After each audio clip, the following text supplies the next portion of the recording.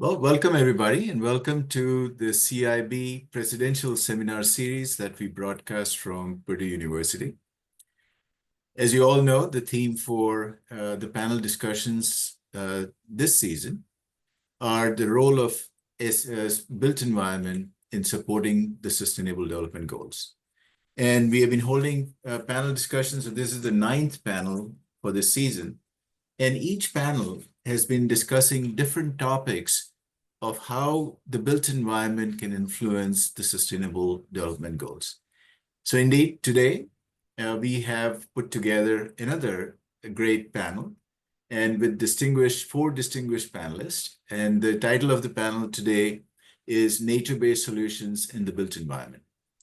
As I mentioned earlier, this is the last panel discussion we will have for the season before everybody gets together at Purdue University for the World Building Congress from May 19th through the 23rd of this year. So with that said, let me quickly give a brief introduction of our distinguished panelists before I hand it over for them to share their thoughts. So our first panelist is Professor Zara Zandagian. She comes to us from Metropolitan University, and she's also a research officer at NRC, or National Research Council in Canada. Dr. Zandagian is a research officer and a team lead of nature-based solutions at the Construction Research Center at the National Research Council of Canada. She holds a PhD in building engineering from Concordia University and serves as an adjunct professor at Toronto Metropolitan University. Zara co-chairs the CIB International Task Group TG97 on nature-based solutions for climate-resilient buildings and communities. She has directed several projects aimed at mitigating the impacts of climate change in Canadian cities. She collaborates with various Canadian government bodies, including housing, infrastructure, and communities in Canada, the Standard Council of Canada, the Canadian Standard Association, and Health Canada, as well as with stakeholders such as academia, industry, and professional associations. Through these collaborations, she contributes to the development of updated guidelines and effective practices for climate adaptation and mitigation. In addition to her research and leadership roles, Dr. Zandagian is deeply committed to mentoring junior researchers and leading project teams to achieve key milestones. Her work continues to make an impact on advancing sustainable and resilient urban development. Our second panelist, we have heard from Professor Wilco Tijoux earlier as well, and we're glad to have him back. Dr. Tijoux is a part-time associate professor at the University of Twente as a faculty of engineering technology in Enschede, the Netherlands. His current research is in construction management and procurement, internationalization and strategies, business development and business cultures in international construction industry. Wilco publishes regularly, for example, in academic journals, books, and book chapters, and also provides keynote speeches.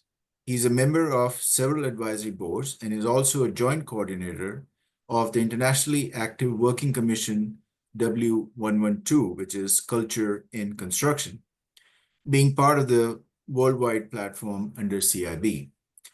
That connects industry and academia. And parallel to his academic position, Wilco has strong practical experiences because of his management positions in international industry and being an advisor to businesses. Our third panelist is Professor Temi Egbelakin. She comes to us from University of Newcastle in Australia, and she's also the lead for W120, which is disasters in the built environment. Professor Egbelakin is world-class researcher in disaster resilience, construction management, and sustainable developments. Her research focuses on enabling the resilience of the built environment, communities, and organizations by creating pathways to improve the resilience and sustainability of buildings and communities at the national and international scales. Temi have led the development and implementation of numerous innovative projects in her areas of expertise. She has published over 100 peer-reviewed publications. The impacts and relevance of her research outcomes are evident through policy interventions, collaborative industry engagements, international collaborations, and the uptake and application of her scholarly works. Our fourth panelist, again, not new to these panels, and welcome back, Professor Hal Knowles from University of Florida.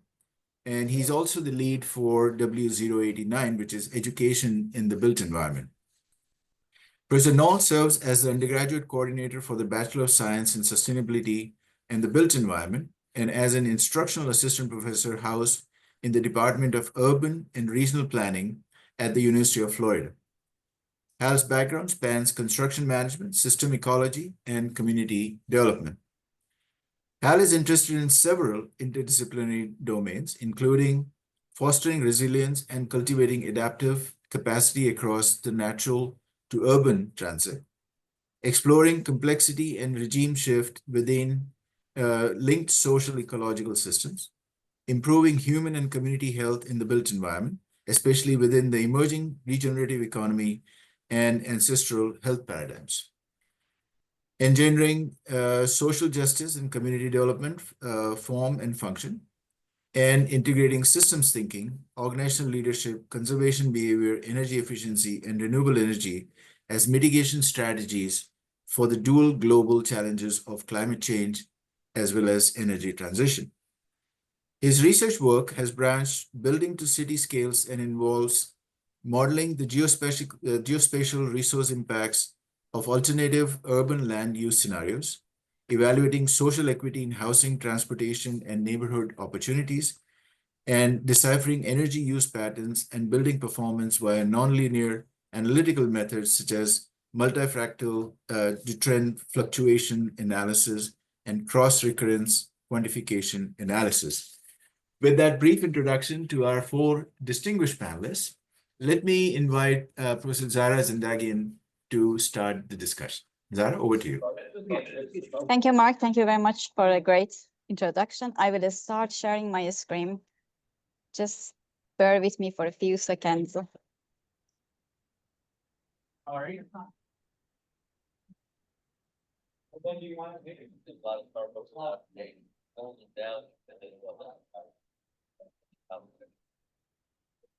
So can you see my screen? Yes, perfect. Great. Okay. So good day, everyone, and welcome to our session on nature-based solutions in the built environment. I just wanted you to imagine for a moment walking through a city where towering trees create a cool canopy, offering shade and relief on hot summer day. Green roofs and rain gardens quietly soak up and redirect rainwater, helping to prevent flooding after a storm. Imagine that parks and urban forests act like natural air conditioning system, cooling the air and making the neighborhood more livable. Now, picture the same city without these features. Overheated streets, constant flooding, rushing through overwhelmed drains, and intense, unbearable summer heat waves, making daily life harder, especially for vulnerable population. The difference is nature. So have you heard that urban areas can be up to 7 degrees C hotter than surrounding rural regions due to the urban heat island effects? Or did you know that Vancouver, during 2021 heat dome, lost more than 700 of the population, especially the vulnerable population, due to heat-related events and high temperature in the area. In Montreal and Toronto, we also face the same number of deaths or heat-related mortality and a number of emergency calls. Or have you heard that flooding accounts for 40% of global climate-related disasters affecting millions every year? And these aren't just numbers, they are wake-up calls. But what if we also tell you that the solutions is all around us in trees, green spaces, wetlands, and the nature-based solution, which is a green or natural infrastructure that leverage synergies of nature within the built environment. And I'm going to say NBS from now on, which NBS is increasingly recognized as effective, scalable strategies for meeting a range of United Nations Sustainable Development Goals, which we're going to talk about it in a few minutes. Now, in this context, we know that nature-based solutions offer pathway to enhance environmental performance, climate resiliency, social equity. And in our analysis, we showed that NBS tend to perform well across a wide range of conditions and can generate many co-benefits, such as carbon sequestration, water purification, green growth, increased biodiversity of habitats, new and improved recreational facilities, mental well-being, and improved air quality. So to reduce the effects of urban heat island and extreme heat and extreme precipitation events, we go for green roof, green walls, blue roof, trees and other vegetation, growing them in our urban areas, use permeable pavements that can direct rainwater, retention ponds and rain garden, and also using materials or building envelopes that can reflect solar radiation back to the atmosphere. We call it as a cool materials instead of the current one that can absorb and retain heat. So in our, let's say, projects, we look at enhancing the greenery and vegetation wherever is possible in our infrastructure and urban areas and in our buildings, and also using, as I mentioned, the material that have a higher solar reflectivity and tend to reflect back solar radiation to the atmosphere. Now, if I may, I would like to give you a glimpse into our published studies in Canada by examining these strategies in more detail. For instance, we look at nature-based solutions and we compare between two scenarios, or let's say several scenarios in Canadian cities. One is a control scenario. We assume that our urban areas is covered by 20% greenery versus we increase the greenery by 20%, 60%, 80% in urban areas. And we wanted to see what's going to happen if we compare these two scenarios during the previous heat wave events that hit the city. So in Ottawa and Montreal, we see that the results that you're looking at is a 2 meter A temperature differences between when we have 20% greenery, business as usual, versus 80% increase in greenery in this city. And we see that the temperature drops as high as 2 to 3 degrees C in city of Montreal, Ottawa and Montreal respectively during the past heat wave events. In city of Vancouver and Calgary, we see the similar trend in temperature reduction when we increase the vegetation and greenery in these areas and in these cities by 80%. Then we also look at using the materials on building envelope that can reflect solar radiation back to the atmosphere, and we compare the results in our cities again during the past heat wave events. And in these cities, in Ottawa and Montreal, we see a higher temperature reduction when we go with using these materials in the building envelope by 3 to 5 degrees C in Ottawa and Montreal respectively. In city of Vancouver, the temperature reduction was even more significant, as high as 8 degrees C in several parts of the cities when we use this low-cost, low-maintenance strategy in our buildings. And in Calgary, the temperature drops as high as 3 to 6 degrees C by this strategy. We also look at the other Canadian cities. I'm not going to bore you with these results, but I just want to tell you that we have also looked at cooling energy demand saving in these cities. And we see that by 7 to 15% energy reduction we have in these communities and buildings. And so we indirectly reduce the operational GHG emissions in our societies.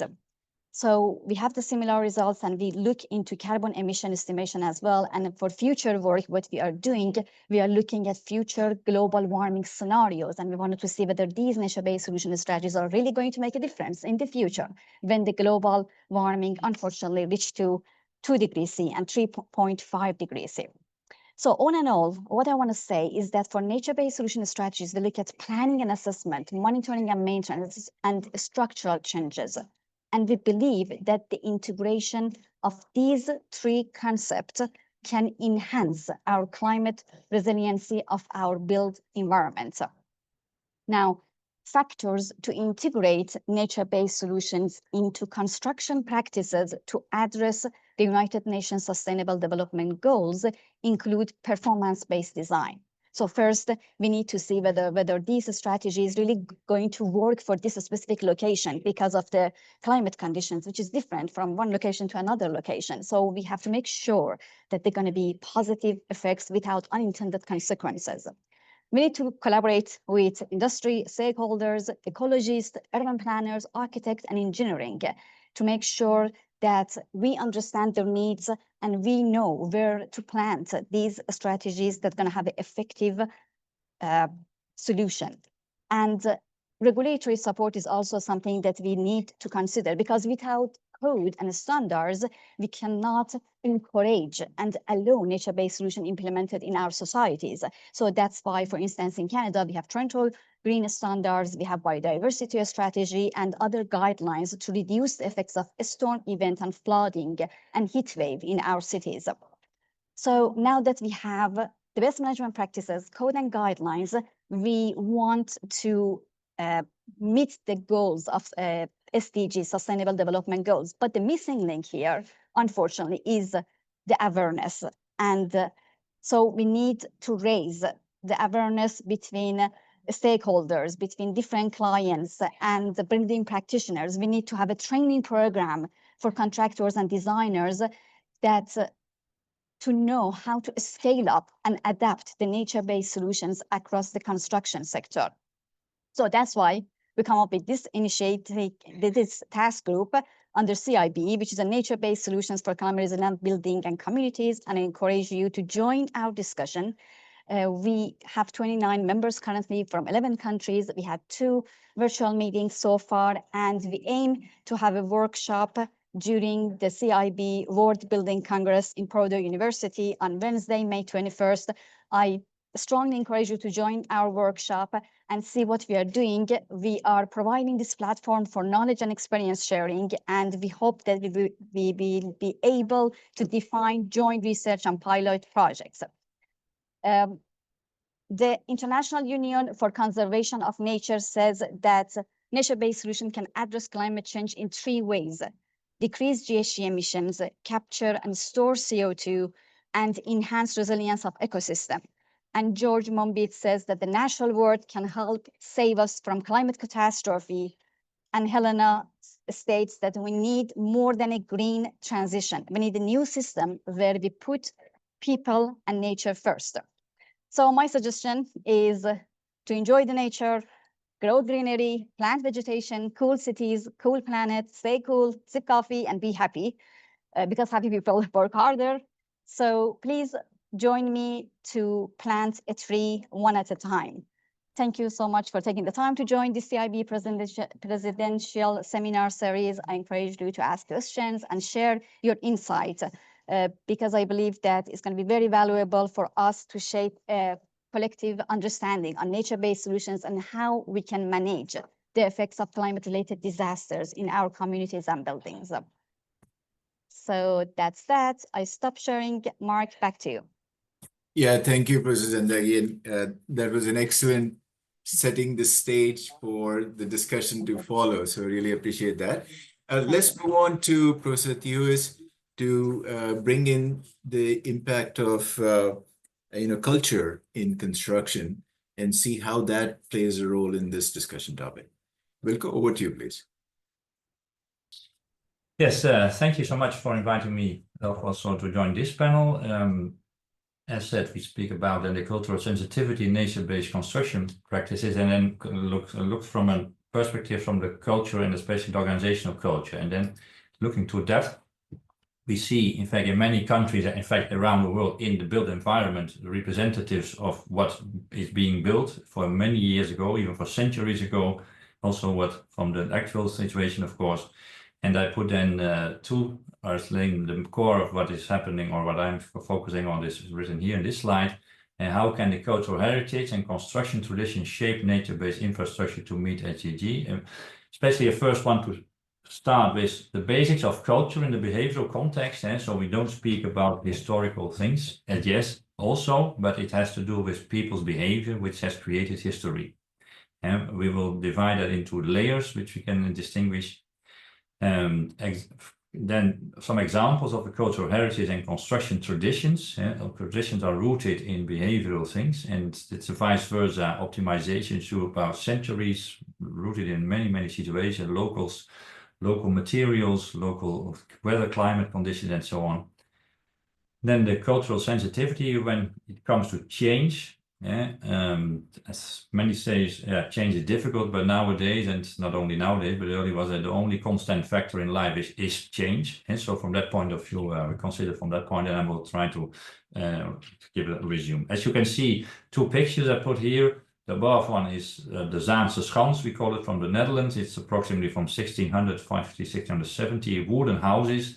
If you look nowadays, in this actual situation, it's still there. It is like a museum. The whole situation is still serving the world as it is being visited for many people around the world. But as being seen now in the Netherlands, where there is a tradition to go back to wood again, but I will tell you more about it. The picture below is from nowadays Dubai. And you see there in the desert with lots of space around, they still started to build high-rise buildings, and not only there, and so there are different developments from different cultural perspective, but also very typical buildings for this time of the century where we speak from. And all are representatives of built environment driven by a certain, say, eager or a certain culture to get things forward, resulting in different ways. Oh, wait, I'll go back. Now, zooming more in that culture and the layers of the culture, and if you look to the left picture, and it's like a jigsaw puzzle, things are fitting together somehow, but the corners or the edges around it are more or less the barriers which are being shaped inside. And if you now look to then the basic model, which is also then introduced by Hofstede in 1980, and it's the concentric model where you see in the core are the beliefs and the fundamentals. It's the way how you love people, how you see the world, how if you are looking to the sun and the sunshine of your life, and that are the drivers which make you doing things. It results in different cultures around the world in different way of how the hierarchy is organized in organizations. Also how the values of those organizations, of communities are being represented, and also how they kept alive or not, and how they're able to change or not. And if we see the practices, action and behavior are so a mixture of, say, our basic beliefs, which are fundamental, combined with organizational hierarchy, which we are functioning in, and the values of the community around, and that can lead to, say, really stressy things, look to the arrow point, but also maybe to dark clouds, but still also sunny times. And so the manifestations we are around it are a mixture of these concentric layers. And you can see that the most difficult to change of people is their core and the beliefs and the fundamentals, how they love, how they look to life. And that is also our anchoring in life. And from that point of view, we consider things. And of course, the more you come to the outer part of these cycles, the more flexibility there is, but also the more changes you can see there. But still, the change is being supported if it's being supported by the beliefs and fundamentals you have in your basics.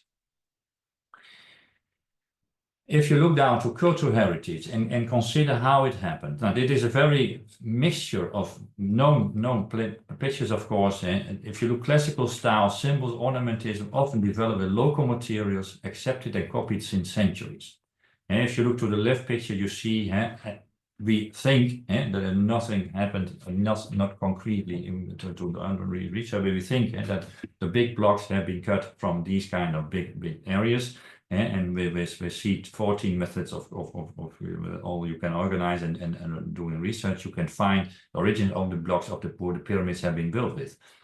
If so many people worked in it, yes, we think there is, because if you look only to the big pyramid of Cheops and the biggest stone in the top front, which is 70-80 meters high in the king's chamber, weighs more than 70 tons. So that really takes effort, really takes people. But if you look now to the picture below, that is the Luxor Casino in Las Vegas. In fact, also really looking back to the old symbols, to the old ornamentism, but totally in a totally different situation, being newly built, exactly the same size as one of the pyramids of Cheops.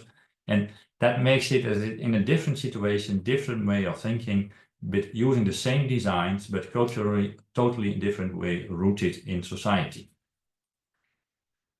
Here another one, and you see left the Stonehenge in England, one of very basic construction with monolithic elements. You You see above the Petra rocks in, in Egypt, and with the Valley of the Kings. Below there, the Petra rocks in Jordania, and to the right, the Roman footways in the UK. And different representatives, different times, and different way how people look to construction being as on one hand symbolic, not as a shelter, but purely symbolic, look to Stonehenge, or as a temples, if you look to the center of the building, or as transportation ways, with living around it and so on. So if you look to that point of view, natural based ways, with those small rocks or bigger rocks still available there in where if you look to that in Belgium, there are some of them also still left, of course now monumental, but because of these more or less those days highways, the Roman legion could really transport fast, and the Romans could in fact conquer their region very fast, in fact. And so they did not only conquer the region, but also strengthened it with a lot of buildings and infrastructure. And representing those times, if you go further, here, look to the left, in China, very Chinese style, we all can recognize that. If you look to the right upper side, in the Netherlands, yes, I'm proud of it, we call it Kinderdijk, the biggest row of old water mills, which we still have there, which are monumental. But of course, nowadays, our water management is not done with these mills yet. They have a partly rule in it, but the bigger modernized stuff is, of course, very different. If you look now to the down picture and the bottom, that's Macau, Cotai Strip. If you was last year, I was there. I was also in old Venice, and if you compare the big pictures of Venice and of this tower here in Macau, it are more or less the same. It's copy-like life, but in a totally different background. So construction all about the same, all about the same shapes, different materials, different culture, different backgrounds, and yeah, you see how things represent your life. Now zooming more in the construction traditions and methods, and because if we want to go in a more nature-based way of how to shape our environment, you also have to look how we could construct. And I thought about it, and especially in the reshape of this panel, and there is in fact one method which you can see worldwide, and that is masonry work. Masonry work is based on some availability of materials. If we look to the Netherlands, we have brickwork, and because we have rivers, and rivers deliver clay, and because of the clay, we have a lot of brick factories had in the past. Nowadays they have reduced. Nevertheless, it is a brick historical way how we've built our homes and do still build our homes, and that has created a kind of craftsmanship optimization. And you see here some few ways how to produce it. You see it from Asia, you see it from Europe, you see it from the old and Roman Empire. In fact, the principle is the same. The way how to produce it changes, but still it is being used as shelter for people. Here you see a more industrialized brickwork, but still translated in postmodern architecture. This is from the architect John Outram from the UK. Project being built in The Hague in the Netherlands, but if you look to zoom it in, it's very, very detailed with a lot of glazed bricks, etc., but still on a basic standard work to be done, although this partly being produced in factories. And coming to that, you see here, in fact, that not only the materials are depending, but also do we still have enough, say, craftsmanship? And masonry workers, bricklayers are not that say crafts which is trained so many still, and are not, the users are not that attracted by this kind of labor, because it's very dirty work, it's very, say, the windy climate change, etc. So what you see, having those really craftsmanship in house or on your construction world is one thing, but now you see also the other way around, there is also robotics, and especially production getting more and more inside, or let's say prefabricated offsite. So that changes also the acceptance of people of how we look to building materials in itself. And so from that point of view, you can make the same comparison with wood, you can make the same comparison with steel or with nature-based materials like lamb's wool for insulation as an example, and we see it in the Netherlands. There are a lot of farmers are transforming their businesses now from, instead of producing for food, they are now supported to produce for, in fact, building materials on a nature-based way. And so there are things which are changing our economies, are changing our environments in the long run. But starting then thinking about change, what does it need to get people changed? There is firstly a kind of, say, a culture.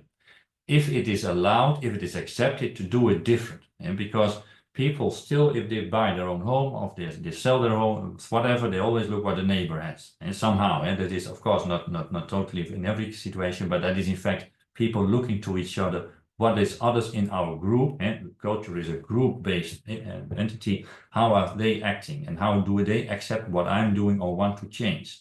And so that is contacting people, speaking people, being around. If you go then and say, okay, let's make it different, let's do it different, we need a kind of, say, contract. In this case, I call it a contract because this model uses it that way, but it's a kind of make an agreement and being together and say, okay, let's go for it. And so, and you look to that also to my pictures, and to the left where the culture is, you hardly see any faces because it's a big group. It is created by being a society, but signing a deal, making an agreement, doing things together, then you learn to know the people around you. So these symbols do have really faces and you recognize them. It might be your neighbor, it might be your boss, it might be your client, whatever, or your students, and to set things around, or governments, and to support it. But in the end, if things are changing, we only can see that we did it right at the point if we test it. So that is in fact, do we really get into a conflict stage because the bricks we used were not that good, or the, say, farmer-based materials which we now use for insulation were not that good insulation work, and then it's the test and say, wait a minute, are we leading these things to conflicts, discussions around, and which is a lot of things happening in construction industry, and not only there. But in many cases, lawyers or the courts have to solve it, then we are really on the wrong path of the whole stuff. And so that is a challenge where things do change, yes, but where in many cases it might lead to conflict. And to be, from that point of view, looking into that, and I make up a kind of resume in a few sentences. I said, okay, changing construction methods and design is incredibly difficult. And not only in the Netherlands, it's worldwide. I've been working in a lot of countries around the world in on projects and so on, and see it always. And because they always have rich heritage of knowledges and experiences locally, internationally, whatever, which are known and optimized since centuries. And we still want to stick to that kind of thing because that has shaped our life, that has shaped our environment. If you look then more closely to the barriers itself, be a human behavior rooted in the past, but not only in the past, also in the present. And if you see what's in the past few years, if you go to your birthday party, whatever, well, 10 years ago, hardly anyone looked at his mobile phone. But nowadays, if you look to younger people, and really our students and so on, they more look to their phones and chat with each other by the phone than really speaking orally to each other. So that are very present developments which also change the communication and also the understanding and the way how we can be made understood. If we want to stimulate it still, how to change, and we can do it by the circumstance, or we have to do it by the circumstances. Look like economies. Look what's happening now with the tariff regulations and so on. Look what happened when COVID-19 was there. Totally different ways how we unexpectedly had to act. And so crisis, how you call it, whatever, but that are often in the most, say, harsh way how to change. And in many cases, you still see new developments coming from those periods. But the other way around, the active regulations look to the SDGs itself, but they also stimulate it by the subsidies, restrictions, and so on. And of course, there is a kind of step-by-step approach, but in the end, we want to work through a kind of vision, vision 2030, 2050 of how we think about it. And that's also not only changing or charging or chasing, but also how to communicate it. And especially with our communication, we can't do anything because construction itself is a people's business. It was a people's business. Look to the older, in the Egypt, the big pyramids, the Greek with the temples, and the Romans with all whatever around it. Also nowadays, it's people's business. With no people around it, we don't make any construction work because they're our clients, are our users, our finance, whatever.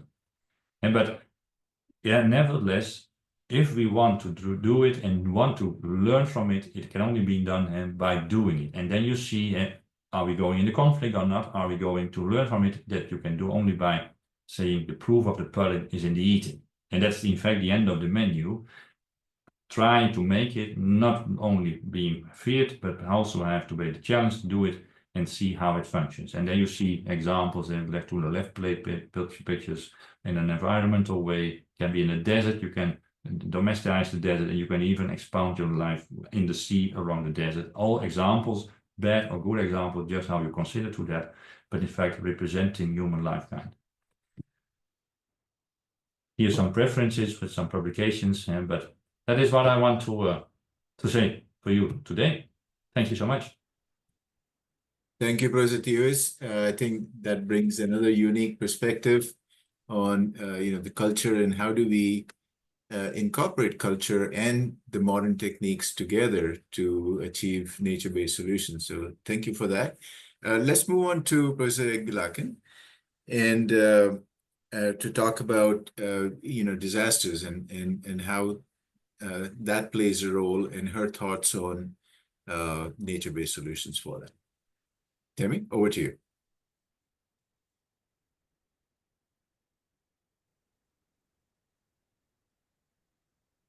Just give me some minute. My system is a bit slow. Anyway, thank you, Mark, for giving me this opportunity to present today. My name is Temitope Egbilakin from the University of Newcastle from far away, Australia. And I've been asked to talk about the role of nature-based solutions for enhancing disaster-resilient communities. I've just had a little bit of a tag to a pathway to sustainable and resilient futures within our communities that are facing the increasing severity from disasters. So we all know disasters is increasing. We know the intensity, the consequences is increasing at an alarming rate. We don't need to, I think a lot of my colleagues here, Zara and Wiko have talked about, especially Zara, have talked about that. We've seen the global report. We've seen the number of deaths. We've seen the economic losses. It's escalating at a rate that we can't even catch up anymore. And these disasters will have impact. We know that part of the drivers are climate change. Sorry. Part of the drivers are the impacts of climate change. And then we know that it's impacting communities. We know it's impacting the health and safety risk, increasing that, escalating, interrupting education, especially in vulnerable areas. There's severe economic hardship. A lot of people have been displaced in one way or the other from their homes. We have a case actually here in New South Wales where we have some communities have to be removed from where they live, as in total relocation of a whole community. And then we have housing issues as well, where a lot of houses have been damaged or swept away through flooding or bushfire. Then we have a lot of communities have limited access to assistance.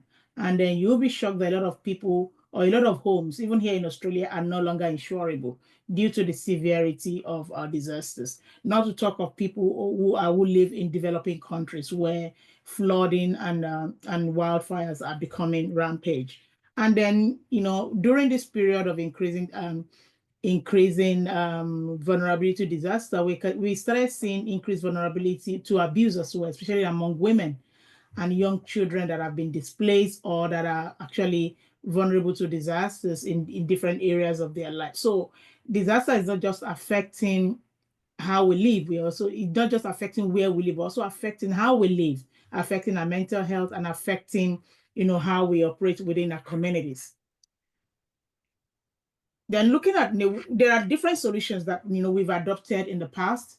And now there's this new movement that looking at nature-based solutions, because a lot of the catch up we do in terms of hard infrastructure has proven not to be sustainable in the long run, although they've worked to some extent, but there's a new movement looking at the nature-based solutions to improving disaster resilience economics. So what is nature-based solution? I know Zara has talked she's talked about it. There are different solutions actually. These are actions to protect, sustainably manage and restore the environment back to its natural system, using modified ecosystem that addresses societal challenges effectively and adaptively, benefiting people and and the nature itself. So it's a way that you foster resilient communities in which you leverage an existing ecosystem, and then also you can combine them with hard infrastructure to prevent the severity of hazard like floods, landslide, drought, and storms. Examples of this include wetlands restoration, mangrove reforestation, agroforestry, sustainable land management, urban forest management, coral reef protection, green roofs, and permeable. There are heaps of them that we can actually use. And I'll just go some of. So how does nature-based solution actually help reduce, improve or enhance disaster resilience of communities? Number one is it helps in reducing risk reduction, at least reduce the hazard. It also helps with biodiversity conservation. At the same time, helps with climate change adaptation. It actually does improve adaptive capacity of the communities, because the difference between hard infrastructure that we've been using and nature-based solution is that hard infrastructure is always about engineering solutions and all that. But when you look at nature-based solution, a lot of it embodies citizenship science, where communities are actually involved in the decision making and also in the implementation and monitoring of those solutions. Then it's also, that is why I put it as adaptive capacity. Communities are able to engage and actually learn how to use the solutions themselves. Then it's scalable. You can start on a small scale and then expand as you go along, and it's sustainable. We all know that. But one thing that is interesting about nature-based solution is because it's got multiple benefits. Why is increasing and reducing your vulnerability to disaster or reducing risk is also helping with climate change adaptation at the same time. So you can actually do multi-hazard using a multi-hazard approach, where you can achieve multi-hazard approach when you adopt nature-based solution, while at the same time helping biodiversity and conservation. At the same time, you can also help improve community well-being. If you have an area that I'll show some of the examples that we've done that has actually achieved some of these benefits.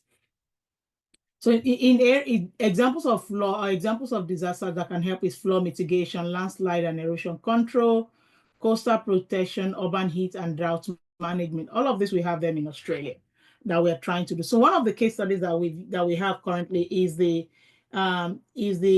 Wagga Inlet Living Shoreline Project here in New South Wales, where they focus on coastal protection using natural infrastructure.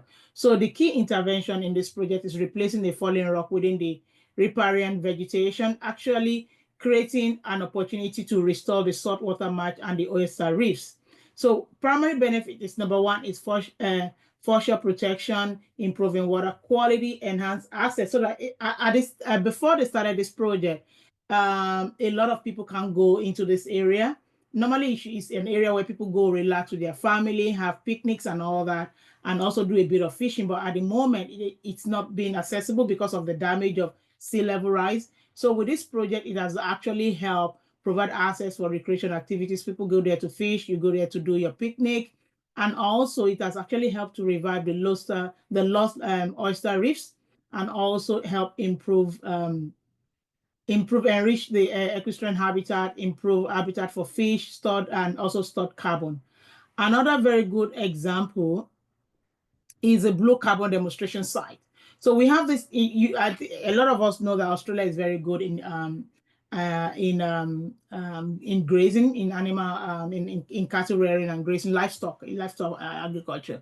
So we have this big land area. I think it's 31 acres that has been overgrazed, and we could see the pattern of change in the vegetation and then the impact of sea level rising. So they did a demonstration site for the Duck Creek Station, where carbon farming and ecosystem restoration was shown. So this project actually showcased different approaches that landowners, which is actually the livestock farmers, might actually adopt to accommodate sea level rise on their land, because they've seen the encroachment of the sea level rise.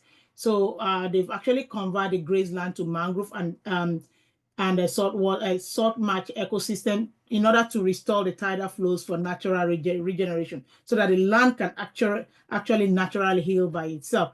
So the primary benefit is the carbon storage, where they actually get, I think there's a program in Australia they call the carbon credit, where you actually, for the amount of carbon that you could store on your site, you get credit for that in terms of monetary interventions.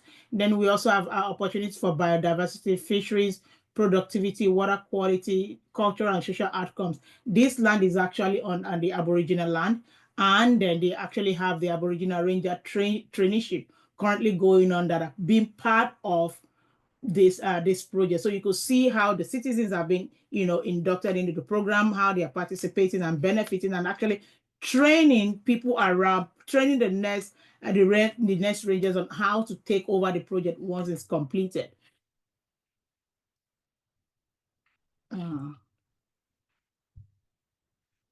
So sorry, this thing is going so faster than I thought.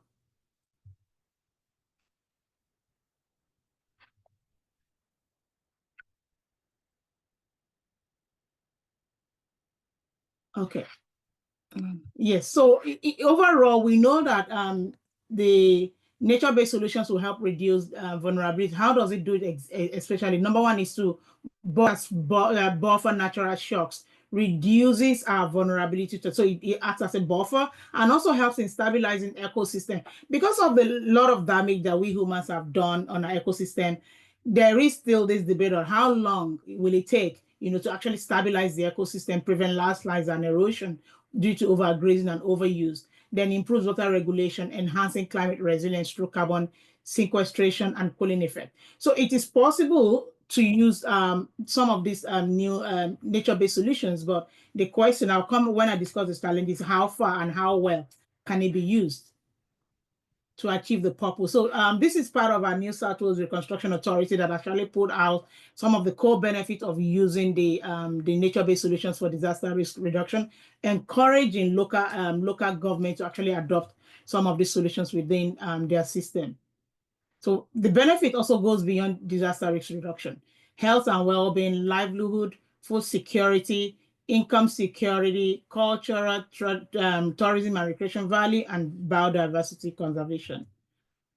So then I started thinking about if we started looking at how can we begin to justify the investment in nature-based solutions because they can be quite expensive. Then we started thinking of how do we link them to the SDGs? How do we say that the system, these are different from what we've been used to, which is the hard infrastructure. How has it been helping to advance the SDGs? So the first thing that we need to understand that the nature-based solutions plays a dual role in both in reducing disaster risk and vulnerability, as well as achieving SDGs by aligning ecological integrity with social and economic resilience. For instance, if we continue to increase our mangrove our ecosystem in terms of the fisheries and agriculture, some livelihood will be saved because there are a lot of people that are dependent on fishing as a source of income. Also, we talked about, for instance, I was talking about one of the projects that the Dunk Creek project that actually help landowners to secure their farm. I think we have about 20% of Australian income from agriculture, especially livestock. So we have huge numbers of farmers that are scared that they're going to lose their land to sea level rise. So some of this is also improving food security, securing their livelihood, and also reducing pollution that are related to disaster, let's say flood control. Then provide watershed, purifies what I've talked about that, then enhances urban resilience. So if we can reduce seawater, the impact of sea level rise, or it reduce flooding, we're actually increasing the resilience of our urban system. Then definitely SDG 13 support climate change adaptation. That is undisputable.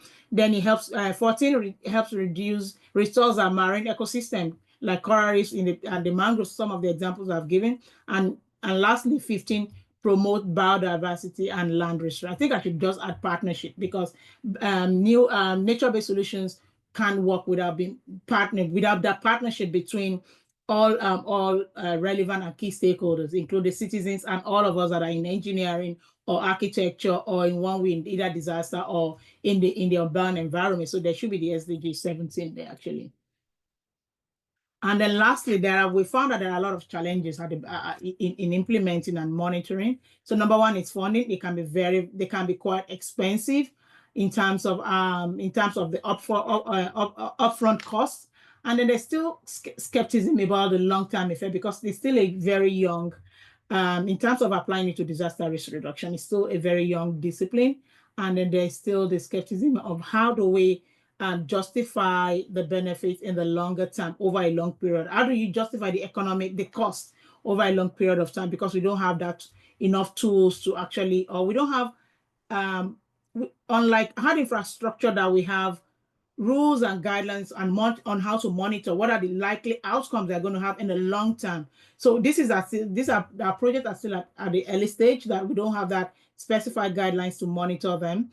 And then also governance. How do we begin to integrate these nature-based solutions into policy?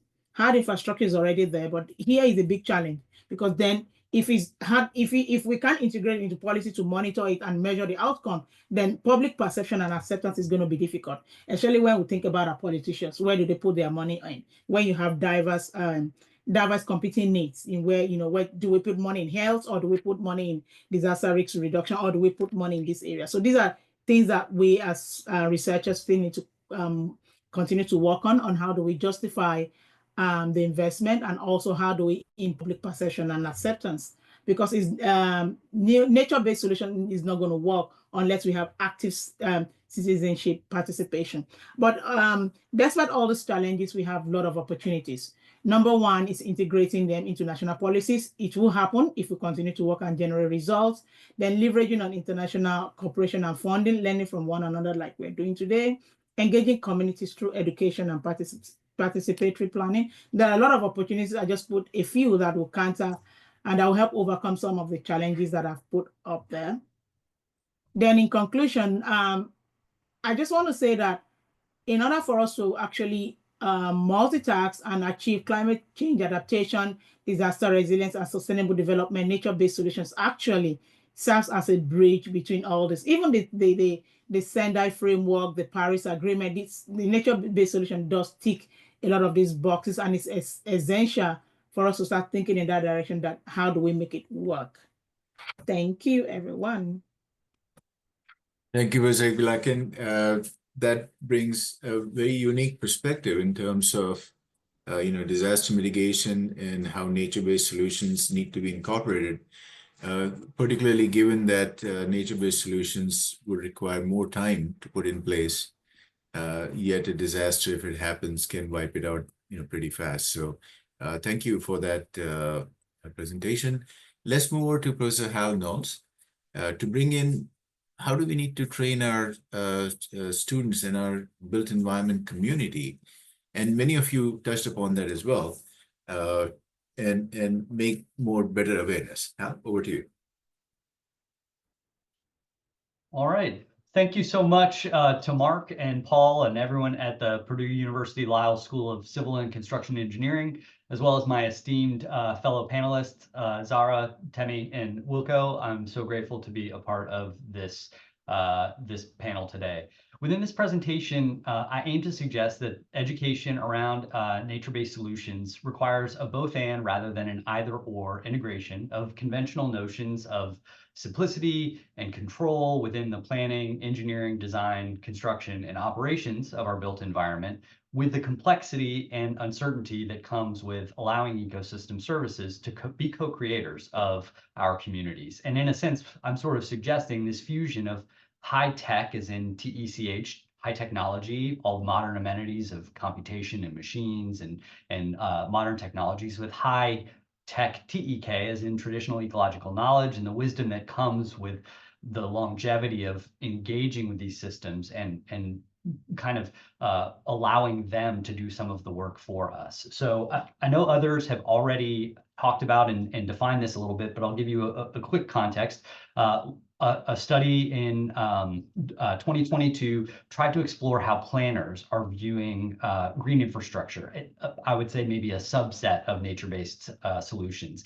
And they kind of explored this across a lot of domains and saw that it was very heavily focused on water, the hydrologic cycle, and stormwater low impact development, blue-green infrastructure in a sense. And you can see here between the concepts and the types and their functions and the benefits, it is already suggesting this fusion between technology and traditional ecological knowledge and leveraging what those systems allow for us. And effectively, the summation of that article suggests that green infrastructure refers to this system of interconnected ecosystems, ecological and technological hybrids, and the built infrastructures that provide contextual, social, environmental, and technological functions and benefits. So at the end of the day, they're really talking about the function of these systems in relation to one another to try to meet socially negotiated goals, which then brings us to the notion of sustainability, which is a value-based, evidence-derived problem-solving process.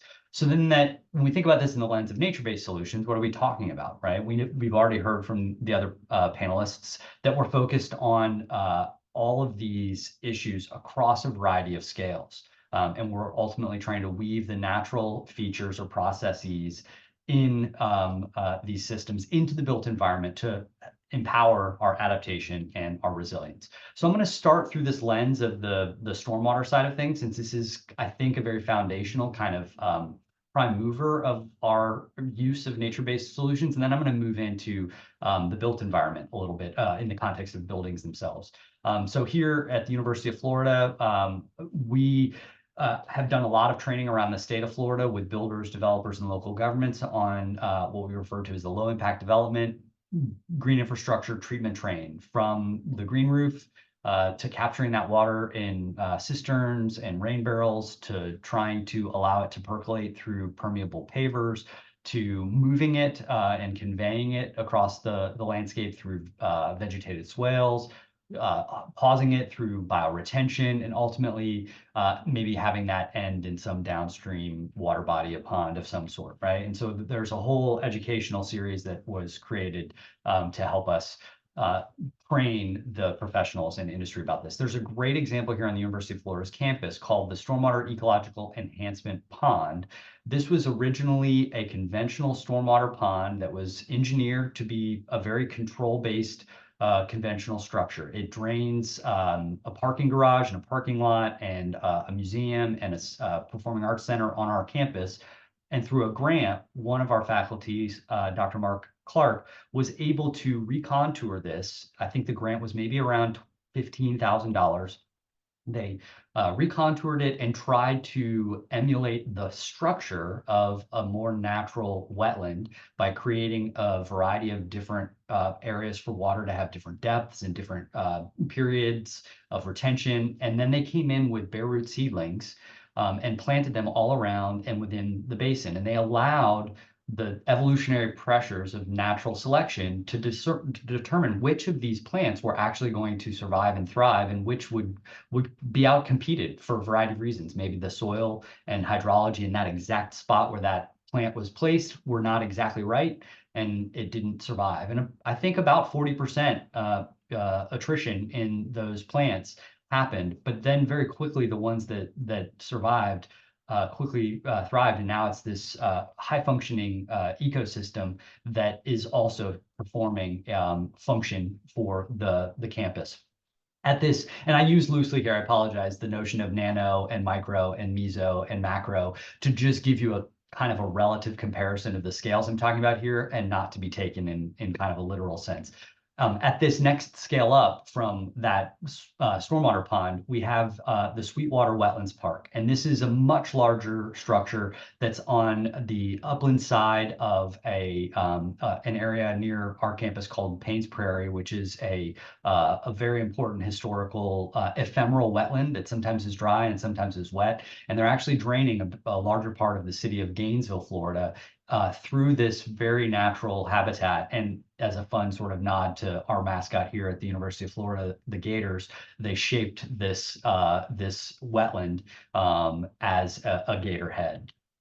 At the much larger macro scale here in Florida, and we believe that this is an ecosystem and a wetland of global importance, the Everglades has been significantly degraded through the old mentality of engineering and controlling it. We've tried to control this in ways that have degraded the system and ultimately haven't actually led to all of the benefits that we might have wanted from that. So the Comprehensive Everglades Restoration Project is one of the most expensive restoration projects in the United States. And we are actually taking legacy imagery and maps of the landscape to try to re-entrain the original shape and forms of, for example, up here, the Kissimmee watershed in this area above Lake Okeechobee.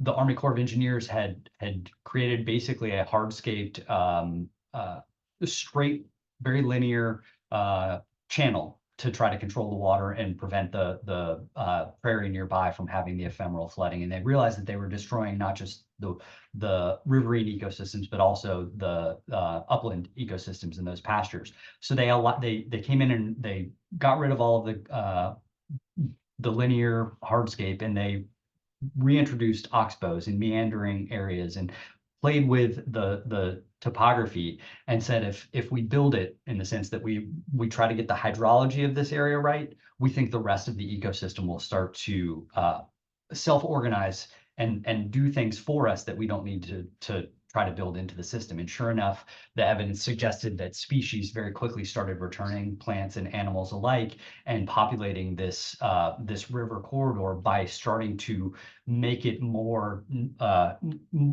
based in the designs of nature. Now getting into sort of the building scale, and starting again from that very micro scale, there's increasing interest in research into the notion of buildings being very similar to our bodies in a certain sense, and that just like our bodies have microbiomes, and the evidence suggests it's anywhere from a 1-to-1, possibly as high as a 10-to-1 ratio of non-human cells in and on our body compared to human cells, which means that if it is 10-to-1, if the evidence bears that out, then only 10% of what we think is us from a human standpoint is actually us, because 90% is non-human cells that actually help our bodies do the things that it does. So we're simultaneously an organism and an ecosystem. And a building is very much the same. And the evidence suggests that from room to room, the microbiome and the assemblage of these species and the ecosystems of these microbes change very significantly from room to room, from early in the day to late in the day, from weekday to weekend, based on how the building's being used. If it's an office building, let's say, for example. So we're starting to realize that our built environment is very much an ecosystem. Thinking about this at a slightly larger scale, one way we might activate this through green building principles is something like circadian lighting. We realize that by creating artificial lighting that's very stable, same color temperature, same intensity throughout the entire day, from sunrise to sunset and into the evening hours, it's actually disrupting the biorhythms of our bodies. And we're increasingly starting to design around the knowledge of our bodies and the natural evolutionary pressures that we face prior to the modern built environment, and trying to re-entrain that in our design. And so then this brings this question: what differentiates the detrimental and maladaptive human-based systems that dominated what we refer to as the Great Acceleration in the Anthropocene, or the 20th century, right, from nature-based systems? Well, mathematical statistician Nassim Nicholas Taleb suggests that it's humanity's pathological smoothing of nature's roughness that is one of the fundamental factors to blame. So this brings me to some research that I did for my doctoral work. And I kind of refer to this as the ghosts of green building. Our past thinking assumed buildings were simple machines with prescriptive performance predicated on asset specifications such as the type of lighting, water heating, and air conditioning installed. We spotlighted the greenest buildings from the background baseline with formulaic rating systems based on the normal statistics of means, variances, and sums. Unfortunately, these asset-based models of building performance were often wrong. We forgot that all machines have both programmers and users. Thus, our present thinking integrates occupant behavior into the equation. So human plus machine or building turns house into home. Like programming a thermostat, today's operational models box our human nature into a clockwork concept of the original machine, as if robots were the operators. Yet people, being natural beings, are chaotic and unpredictable. So how do we model our buildings if we are the ghosts in the machine? And this brings us to this question: how do we actually understand if we're accomplishing and performing well from the standpoint of nature-based solutions? I believe our future thinking will use nonlinear dynamical models to treat buildings as extensions of their living inhabitants. If home is where the heart is, then I believe the heart of home health hides between its beats. So I've researched residential building performance, and we have historically looked at, let's say, 12 monthly bills that tell us how much that home consumed. That's 12 data points over a year. That provides poor performance information.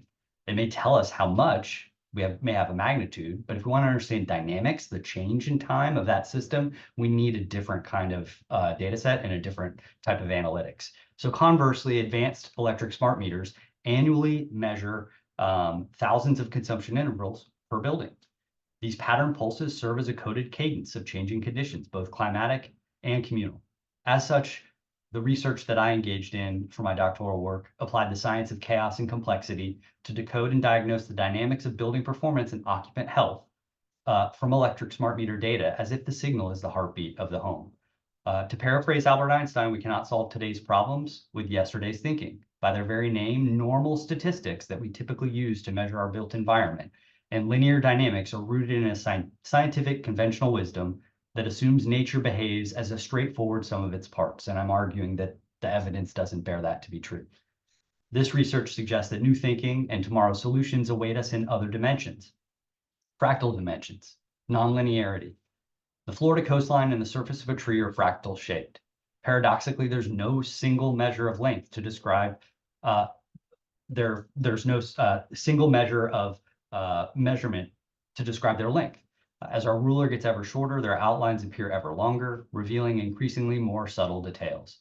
The Euclidean geometry is not helping us to understand these systems. And so it takes these nonlinear approaches to try to understand them, right? If we were trying to understand the complexity of a tree, it would be infinitely challenging to try to understand and measure that, right? And we see these fractal patterns repeated from our lungs to the trees to the river networks themselves. And so some of the research that that colleagues and I did helped us to look at home performance in these ways. When we use conventional metrics, Euclidean, Gaussian statistics, we would see, for example, two homes, in this case, home number 1 and home number 7, that would be in the same cluster, meaning that the data was suggesting that they had things in common. And then as soon as we applied these nonlinear analytics at the intraday scale, so we were looking at the complexity within a day, that cycle, and then across days, we noticed that they started to be in completely different clusters and groupings. And when we did that across vintages of construction from the 1950s through the 60s and the 70s, and then across different sizes of buildings, we would have naturally assumed that the vintage, meaning sort of the building codes and practices it was built under, and the size of the homes and occupancy numbers would dictate similarity in their consumption profiles. And the data from a nonlinearity standpoint suggests that's not the case. And the size of the dots here represent the size of the home. And we would think that the colors would cluster in these vintages, and instead they're actually clustering by their nonlinear complexity. So to kind of wrap some of these things up, what can we do with some of this information? Well, there's evidence that suggests simplifying what was our natural exposure to thermal pressures, right? Here in Florida in the winter, we can have 30-degree temperature swings between the overnight lows and the daytime highs. Inside of a building, we might have 2 or 3 degree temperature swings.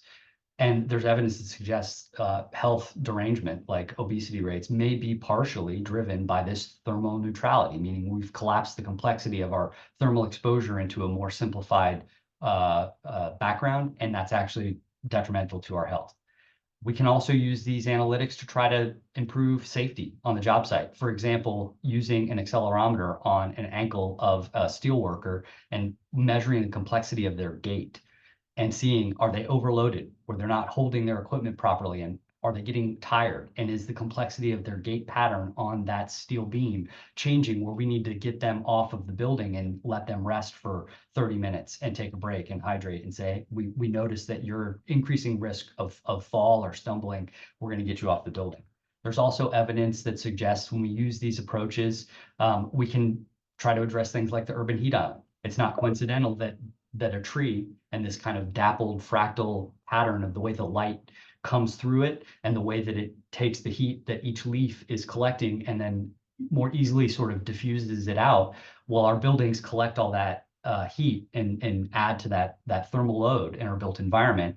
And this study suggested using fractal patterns, in this case a Sierpinski gasket as a mathematical fractal, can actually better distribute and keep the area cool. There's also people trying to apply these methods at the planning scale, thinking about spatial complexity and trying to understand distribution of patterns, edges, where built environment meets natural environment and the like. So with all that said, I'd like to say, if we think about this at a big planetary scale in the last slide, to drive this home, I think what we're talking about is scaling, down from the individual human behavior and using carbon as kind of a form of sort of currency, right? To measure that all the way up to the planetary scale at each of these different steps. Thank you so much, and I look forward to the Q&A. Great, thank you, Mr. Knowles. Very interesting presentation indeed. I think with all 4 comments that all of you have made, very interesting. I'm sure there are a lot of questions coming up. I already have a set of questions that have come in, so let me open the floor with some of the questions I have. In the meantime, we'll wait for our audience to come up with their fresh set of questions. So the questions I have, let me see. I want to call upon Jorge. Jorge Rojas, you had a very interesting question. Go ahead and ask your question, please. Hello, everyone. Yeah, so my question was for Professor Wilco. It's about how can we redefine, because I just first would like to give a little bit background. So I'm from Peru, so I'm very familiar with some of the knowledge that was developed during this cultural development of Incas. They have a very, I would say, deep knowledge of nature. So they were able to develop a lot of their sciences, one of medicine, and one of them also were developing like technologies related to creating geopolymers to dissolve rocks. There's these folk stories about that Incas were able to dissolve rocks, and that's the way they were able to build these megalithic structures. And previous them I think in 2019, there was a study that was supporting that this idea was possible. So what initially started like a kind of my mythology story found like it could be possible. So I feel like we have lost a lot of the knowledge that we have from the nature, and we are trying to rediscover things that probably we knew in older civilizations. So I was wondering how it's going to be this process. What is your opinion about rediscovering this knowledge? Are we actually losing knowledge that we previously had? And how can we try? It's important to continue discovering this previous knowledge we have, or how we should go in the future regarding this technology? Thank you so much for your question, and indeed it's a very interesting question, an actual question. And first to answer your question, yes, we are losing knowledge, at least what we thought that was easy to use. You can remember the floppy disks probably, maybe you know that, but if you have a small floppy disk on your computer, 5.5 inch or 3.25 of an inch and 3.5 inch. I bet that you hardly will find any computer nowadays who can read those floppies. And even rebuild a computer who can rebuild those floppies will cost lots of money, even more money than if you would buy now a new computer. So that is, in fact, you can say, wait a minute, why would I need all those older types of floppies? Yeah, that is one thing. But you can imagine if we are not in time to change our, say, data towards the new ways of how we disclose data and how we keep it, that's already then a big thing. But yes, I think in many cases we are forced to rediscover things, because in early days, in the late or early 90s, and you saw in the UK, there come that architectural stream of high-tech architecture, the Norman Fosters, Rogers, and so on. And there are beautiful buildings, because we found it quite technology-driven, say, images. And of course, there's lots of technology has been developed there. But if you look now in the actual mindset of people, we are now, in fact, going back towards a more nature-based appearance of building. Well, I still say, okay, the technology can still be the modern one. But gradually, we also look backwards and say, wait a minute, if I look in the Netherlands, we have some tests on wood framing, where they also use wooden plugs. And we always used iron plugs, screws, bolts, you can think about it. But in the old days, until 1700, 1800, those wooden frames were put together by wooden plugs. So all was one wooden structure. And it also stood for more than 100 years. And would you say then, are we building with climate at one end, are we building the logical buildings which we think would be logical, looking to conditions, and look to what you mentioned, the Incas, beautiful buildings, and long-lasting buildings. And what I've learned from the South American culture, there have been many of those big blocks have been transported from big distances to have them on their sites. And so it is rethinking what we are doing and not throw away what we did. And in many cases, we consider that what we did in the past was old-fashioned, was not maybe appropriate anymore. But with our new ways of thinking and all technologies are getting more and more appropriate again. And if you look at from an, say, more human perspective, a few years ago, I was involved in a South African initiative about labor-intensified building, say, methods, supported by ILO in Geneva, International Labour Organization, where you think, yeah, wait a minute, you can build everywhere you want with very, very sophisticated technologies, but it doesn't help the local communities to create jobs. And so for certain situations, and that might be even increasing situations, you could even go backwards to say what we might consider as old-fashioned technology, but what helps creating jobs and helps creating communities. And that are, say, considerations which we continuously see coming in and also increasingly coming in. I hope I give some thoughts now for you. No, thank Yeah, thank you. you so much. Go ahead, please. Yeah, No, thank thanks, you. Mark. Oh yeah, Jorge, I was gonna mention one thing in addition to what Wilco said. There is kind of this revisiting of some of the material science that I think may have been more more aware for our ancestors, and we're kind of starting to see it again. Bioceramic, it's sometimes called geopolymer. It's effectively chemically bonded phosphatic cement. It's more like bone or coral than concrete. There's startup companies trying to figure out how to build buildings out of this, kind of like Wilco said, where it was all wood structure with wood fasteners, dowels and things. These are all bioceramic structures that are fastened with bioceramic mixtures. Like a startup in California, as an example, called GeoShip, is trying to use the design science of Buckminster Fuller's geodesic domes with the material science of Penn State's Rustum Roy for these geopolymers to create these interesting structures. Maybe to add another thing to that, there are also some mysteries still. If you look to huge structures, you might also think, wait a minute, how did they build that? The question, how did they build that, is quite unique situations. There is on the web, there is a documentation about the big pyramid in Cheops, Gizeh in Egypt. And one of the sarcophagus is cut from, say, one massive block of granite, but you would need stronger material than granite to grind it in that way. And in those days, we still consider diamond, which is nowadays being used, as diamonds, cut saw blades, etc., to grind it, was not available as far as we think. So how did they build it in those days? Were those materials there where we can't find them now? So that are mysteries also there, and not only there, it's in the South American continent and everywhere you have the big projects. How did they do it, and which kind of, say, equipment they do it, or they did it? Thank you, Jorge, for that question.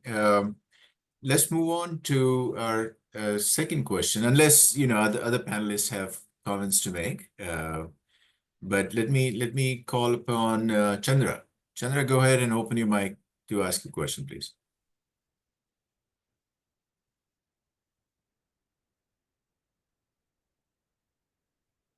I have a question, yeah, if that's okay. I'm curious about kind of in relation to this, like in face of new technology, how do we use our best judgment to know whether it's valuable, like for buildings and for the industry, or if it's like detrimental in some way? I'm especially interested in AI and wondering if it's a good thing or bad thing. Of course, maybe things aren't like binaries like that, but I guess I'm just curious how to use our judgment to adopt new practices or not. Thank you, Cameron. Anyone who would like to take that? Can I jump in? And Yes, Sarah, go ahead, yeah. please. Okay, the thing is that when we want to go for understanding what is the impacts of what we're proposing, is one of the things is to look into the combination of system level metrics, spatial analysis, and outcome-based indicators that aligned with SDG, which is Sustainable Development Goals. So the indicator mapping to SDG aligns nature-based solutions at outcome with a specific SDG target. For example, like SDG 11, which emphasizes on green space access, or 13, which is on resilience to climate hazards. And the quantitative metrics that we consider is also helping us to see the resiliency and sustainability of the method that we're going to propose. For instance, the structural changes or the things that you wanted to do in your design, whether you can look into resiliency. For example, the flood reduction cubic meter of the stormwater management, or the heat mitigation degree C. Or for sustainability, if you have a GHG reduction, CO2 emission reduction of that. And you can use tools and models which is available out there, and see which one of them can give you a multi-criteria decision analysis tool that's looking to case-based baseline comparison between when you don't go with these techniques versus you have these techniques. And always you have to go with the monitoring.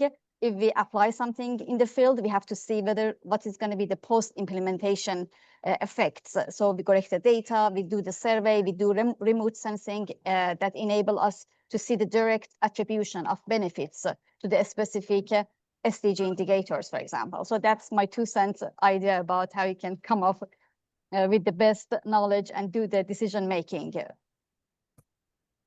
Thank you, Sarah. And thank you, Cameron, for that question. Let's go to Rui Song Zheng. Rui, you had a question. Go ahead and ask, please.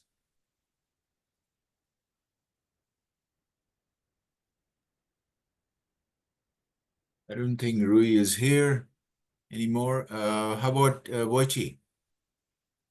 Hello, I'm here. Yes, Yeah, go ahead. so yeah, thanks for this opportunity. And I would like to ask one question, is that what are some of the biggest challenge in convincing stakeholders to use those natural-based solution in construction project or others? Yeah, I'm wondering how we can convince stakeholders to use these solutions. Thank you. Can I jump in there? Yes, go ahead, Timmy.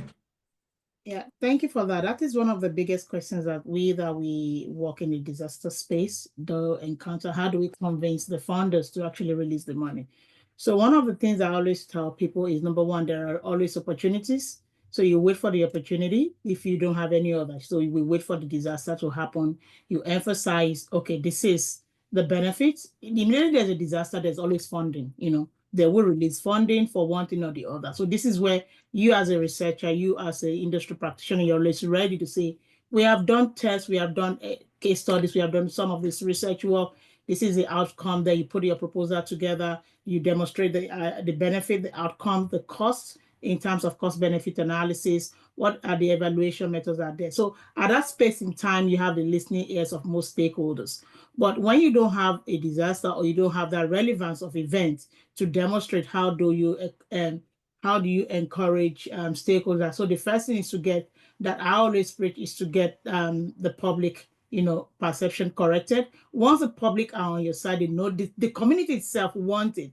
It's easier to say, with the community can actually back you up and say, this is what we want. They go, you organize a workshop, you go to your local council to get a buy-in of your local councils and all relevant stakeholders. Then the story is easier to sell. But if you don't have your community buy-in, then it's difficult to sell, unless you have somebody who is big enough, who wants to fund and try project. And there are also political approach to it.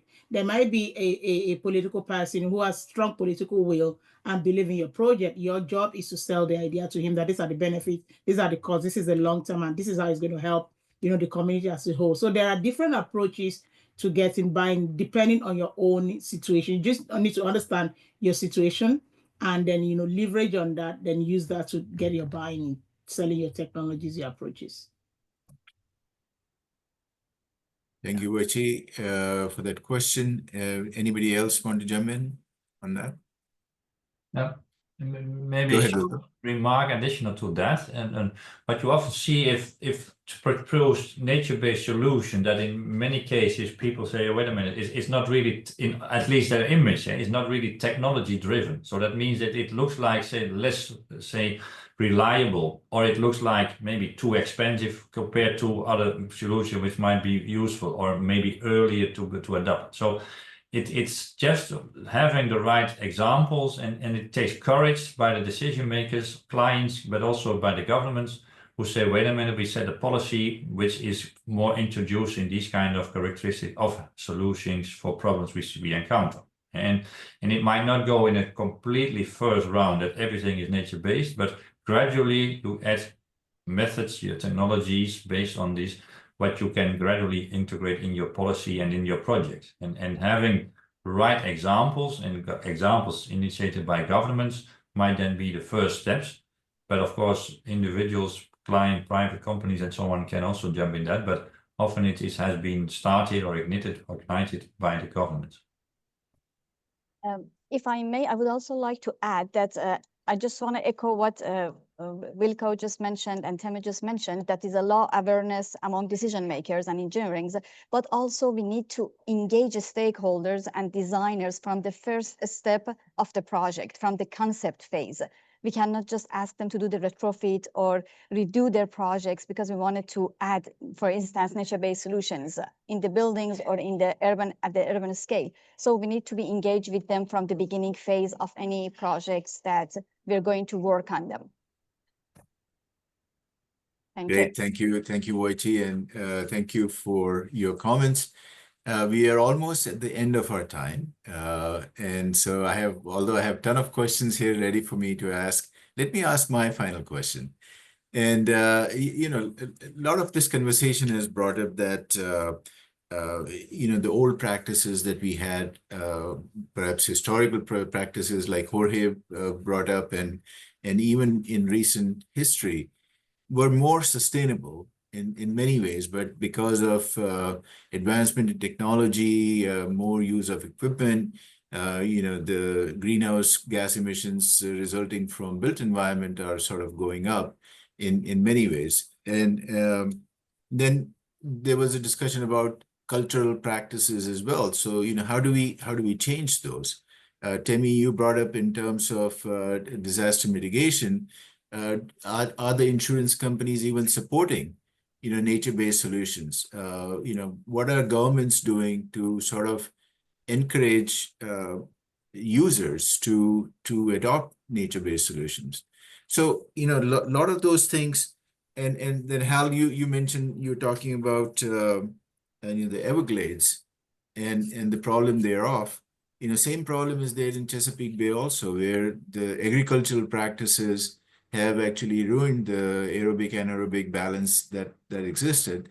So again, so my quick question is, with all of these complexities and constraints that we have, I'm going to ask each one of you, so sort of wrap it up, to give me your 30 seconds on what comes to your mind needs to be done. So let's start with Wilco. You want a quick answer on that? Yes, 30 seconds. I try. So yeah, as I ended my presentation, it's about change. So, and change is people's most threatening to its behavior. And the other way, if we can find our society, where are we in the world, that change is a challenge and is a positive thing instead of a threat, then we have already won a huge amount. Yeah, but as we see now in actual politics and so on, we see that many countries and many situations have to look back to their roots, to their own sites, what is available, what do we have, instead of transporting, exporting, etc., etc. So all these kind of things, what's happening around us now is caused in a human settlement structure. In all things, are we really aware and awake and creative and open for new things? And new things can, and that is the most thing what I would give today, new things can be older things which we were used to in the past, but are restructured to a fine-tuned, in fact, by nowadays or for the nowadays challenges. And that is, I think, hope is in 30 seconds, but that is our biggest challenge, and I think our biggest hope to make things happen. Thank you, Wilco. Tammy, let's go to you next. Hi, thank you, Mark, for that question. I think to be able to, following up on what Wilco said is about the cultural change and mindset change. For me, I think to be able to drive nature-based solutions, what is paramount is government taking the lead. So if once the government take a lead, for instance, in Australia now, there's been this awareness campaign. Though it is subtle, not at the forefront at the moment, but government is taking a lead in actually advocating for nature-based solutions and putting their money where their mouth is. So they are doing a pocket of project, here and there, doing a bit of subtle advocacy campaign. So if we continue as researchers to actually continue to support what government is doing by helping in terms of research, evaluation, encouraging our students, talking at it from our own perspective, I think we will get there. Because then it's on the lips of everyone. If it's not on the lips of everyone, then it's going to take us a longer time. So by the time the government actually, put some money into it, they invest in it, they're encouraging everybody to tag along. And then you see more people getting interested. It's just like a virus or a bug. It's going to catch up with everybody. Then that is when you see insurance and banks actually investing. Until it catch up with everyone, don't expect insurance to actually put their money there. Thank you, Tammy. Yeah, let's go to you next. Sure. Thanks, Mark. I think this is a great question. When I'm talking to my students about something along these lines, I tend to say there's a lot of wisdom in these natural systems, and the good metaphor for me is if we get injured playing a sport or in a car accident or something and we go to the hospital, the doctor doesn't really heal us. The doctor basically stabilizes the patient. They stop the bleeding, they set the bone, and then our body heals itself from the inside out, and especially if we place ourselves in very adaptive, positive situations, good nutrition, good sleep, good sunlight, these kinds of things. So I kind of take that metaphor and think that, the AEC professionals are kind of like the doctor. They do really critical work. They stabilize the situation and the patient, but nature is that healer from within. And so I think what we have to do is be a little bit more humble and say, yes, our controlled, engineered systems are going to be a big, important part of this, but we also have to give up a little bit of that sense of control and say, we also know nature kind of has its own plan, and we don't always understand every little nuance, and we have to make room for it to do its services and work, even if we don't fundamentally understand every little piece of it. And I think that's the beauty of it is kind of, it's not giving up the modern, amenities. It's taking those and letting nature come back and play its role, I think. Quite right, Hal. Quite right. Zara, let's close with your comments. Thank you, Mark. Well, that was a very good question. I believe that integrating local cultural practices into nature-based solution is kind of essential for ensuring not only the sustainability, but also equity and long-term community acceptance through the people that make sure that they're going to work for it and they're going to keep it. So we have to engage local communities from the beginning to understand their cultural values, land use traditions, and preference, and use co-design workshops, storytelling, visual tools to integrate live experience into design decision. And also, as mentioned throughout this session, collaborate with indigenous people and local knowledge holders to incorporate land stewardship practices, native species and seasonal cycles, and respect the indigenous governance system, and ensure that their knowledge is used with free, prior, and informed consent. Of course, we have to employ local labor and materials and the things that they respect and use locally. So when we employ local people and contractors, it strengthens local economic and cultural transmission, and they will maintain the nature-based solutions in their own community. So we don't have to be worried about the cost of the maintenance because they've been involved. And try to celebrate the cultural, ecological festivals and education with having the nature-based solution, and monitor and adapt with community feedbacks. I believe is another aspect that brings the healthy country planning and healthy community together for going for nature-based solutions for the sustainable community. Thank you, Zara, and thanks to all four of you for this very rich discussion. I really appreciate all of you taking time, and I'm sure you know your presentations and the conversation we were having has opened a lot of questions in the mind of our audience. And these are all recorded sessions. So you know, if we have a YouTube channel where all of these recordings are stored. And we are noticing that they're getting a lot of hits. You know, people are going back and listening to these panel conversations and discussions. And so as we all get together for the CIB conference, the World Building Congress at Purdue, I'm sure we'll all carry a lot of good questions, and people will reach out to you to pick your mind a little bit more. So with that said, thank you all very much. With this panel, we close the session of these panel discussions till we all meet next time at Purdue University. Thank you all, Thank you. and thanks to our audience Thank for your you, wonderful Thank you. questions. Thank you all. Thank you, everyone. Great, very appreciated. Thank you, Thank you. everyone. See you in World Building Thanks, everybody. Congress. Thank you. Thank you. Bye-bye. Bye.